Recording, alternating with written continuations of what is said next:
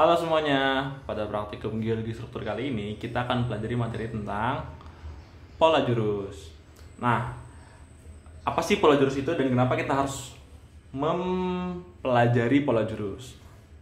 Jadi pola jurus sendiri adalah peta yang memvisualisasikan perubahan orientasi jurus atau strike dari perlapisan batuan.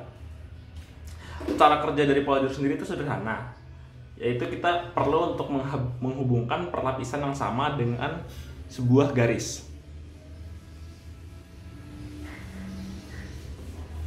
Penarikan garis tersebut atau garis ini membutuhkan interpretasi geologi menggunakan ilmu yang telah kita pelajari sebelumnya. Nah, sebelum kita masuk ke dalam praktik pembuatan pola jurusnya, kita harus mengetahui dulu nih mengenai syarat-syarat penarikan dan kegunaan dari pola jurus itu sendiri. Yang pertama, syarat dari penarikan pola jurus berupa pola jurus itu tidak boleh saling memotong. Jadi jika pola jurus yang kalian buat itu memotong, maka ini salah. Jadi mereka tidak boleh saling memotong. Yang kedua, strike dan dip ini yang jika ingin dikorelasikan, kalian perlu melihat data litologi sehingga memerlukan data litologi yang sama atau mirip. Yang ketiga, pola jurus itu akan berhenti saat kita menyentuh unconformity atau bidang diskontinu seperti sesar atau satuan batuan atau berubah satuan batuan. Dan terakhir, dalam kita mengkorelasikan pola jurus, kita juga perlu melihat nilai dip. Jika kita ingin mengkorelasikannya, nilai dip itu seharusnya berdekatan. Nah, lanjut ke apa sih kegunaan dari pola jurus itu sendiri? Nah, jadi kalau misalkan yang pertama kita dapat melihat, menyatukan, memvisualisasikan dua kedukan batuan yang saling berjauhan. Jadi kita menyatukannya. Yang kedua, kita dapat menentukan keberadaan lipatan. Yang sebelumnya hanya merupakan data strike dip, kita dapat melihat keberadaan lipatan. Yang ketiga, itu dapat membantu kita menginterpretasi keberadaan sesar. Yang sebelumnya kalian tidak mempunyai datanya, hanya pola jurusnya saja, tapi kalian dapat menginterpretasikannya menjadi sebuah sesar.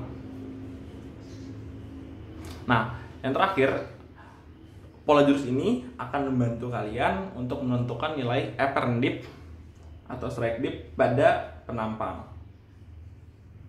Nah, sekarang kita akan masuk ke dalam praktikumnya. Pada praktikum kali ini, kita akan membutuhkan beberapa hal. Yang pertama, kita membutuhkan lokasi dari stasiun dalam peta yang dalamnya memuat informasi mengenai perlapisan, kekar, sesar, ataupun lipatan. Sedangkan untuk alat tulis kita akan membutuhkan pensil, pengserut, penghapus, dan juga busur. Nah, pertama kita akan melihat data persebaran stasiun pada peta. Nah, masing-masing stasiun ini memiliki kode masing-masing yang dalamnya memuat informasi mengenai strike and dip dari setiap stasiun tersebut. Hal yang kedua kita lakukan adalah untuk memvisualisasikan atau memplot data strike and dip ini ke dalam stasiun-stasiunnya. Nah, sebenarnya dalam memvisualisasikannya kita dapat menggunakan kaidah tangan kiri, yaitu telunjuk sebagai strike dan jempol sebagai dip. Sebagai contoh, kita dapat melihat stasiun 2.2 memiliki strike 88 dan dip 18. Nah, jadi kita dapat memvisualisasikan dulu nih bahwa jika strike-nya 88, maka strike-nya akan mengarah dari timur ke barat dan dip-nya akan mengarah ke arah selatan. Nah, kita bisa langsung gunakan busur untuk memvisualisasikannya.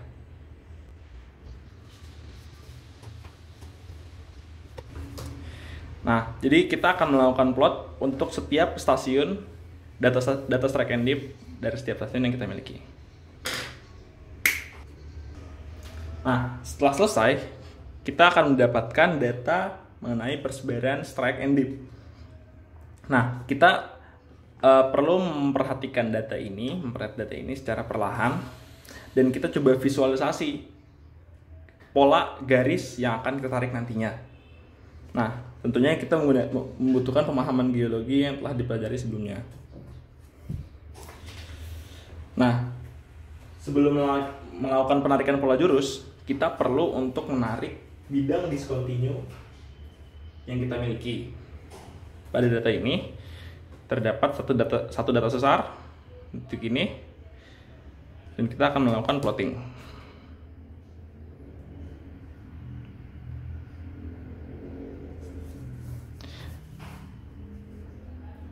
Seharusnya peta pola jurus ini berbeda-beda untuk setiap orangnya karena menggunakan interpretasi masing-masing. Bisa sama tapi mungkin tidak terlalu persis dalam penarikannya.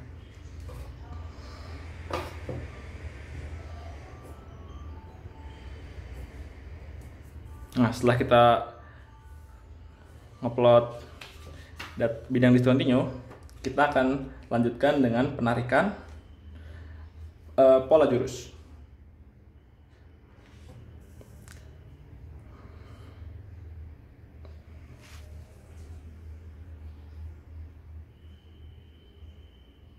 Jadi pembuatan pola jurus ini adalah percobaan trial and error. Itulah mengapa kita menggunakan pensil dalam pengerjaannya. Jika kita merasa kurang tepat, kita dapat melakukan penarikan ulang.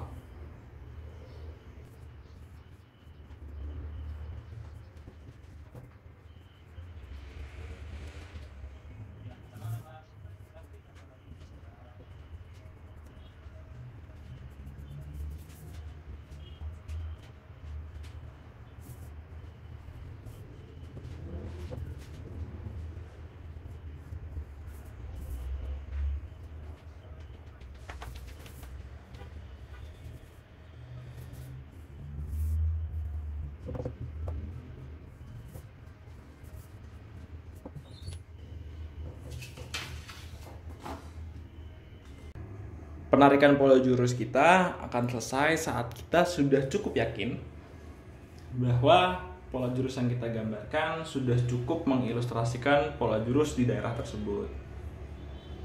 Nah, untuk yang data ini mungkin yang kurang adalah terdapatnya suatu fitur lipatan. Maka kita perlu untuk menarik garis atau simbol dari lipatan tersebut.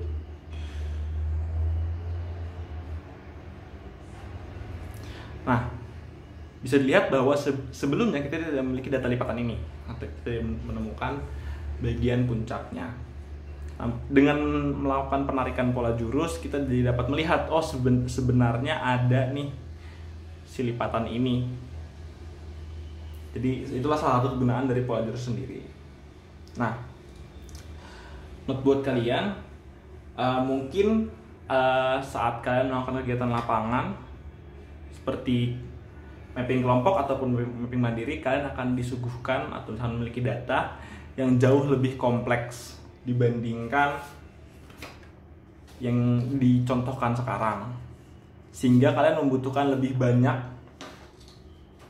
waktu, lebih dalam interpretasi, dan lebih banyak trial and error yang kalian lakukan, sehingga semuanya harus dinikmati aja prosesnya. Not juga buat kalian, di setiap data stasiun itu kalian tidak hanya mendapatkan data per lapisan. Mungkin kalian akan mendapatkan data misalnya air terjun, atau misalkan data kekar, atau data sesar, atau data lipatan.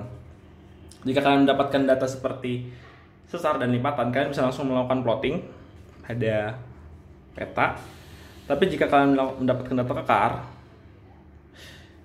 ini dapat membantu kalian untuk memvalidasi atau menambah informasi atau menambah bukti mengenai keberadaan sesar di lapangan kalian. Contohnya, jika kita memiliki yang sebelumnya tidak ada sesar ini, kita hanya memiliki pola jurus dan kita ingin melakukan penarikan sesar, penarikan kita dapat divalidasi lebih lanjut atau menambah informasi jika kita memiliki data kekar di sekitarnya. Mungkin di sini, yang dimana kekarnya sesuai dengan data sesarnya. Misal sinistral mungkin jadi data kekar yang menunjukkan bahwa ini sebenarnya sesar transform, seperti itu. Jadi mungkin praktikum hari ini segitu aja. Terima kasih buat kalian, semangat dalam pengerjaan tugasnya.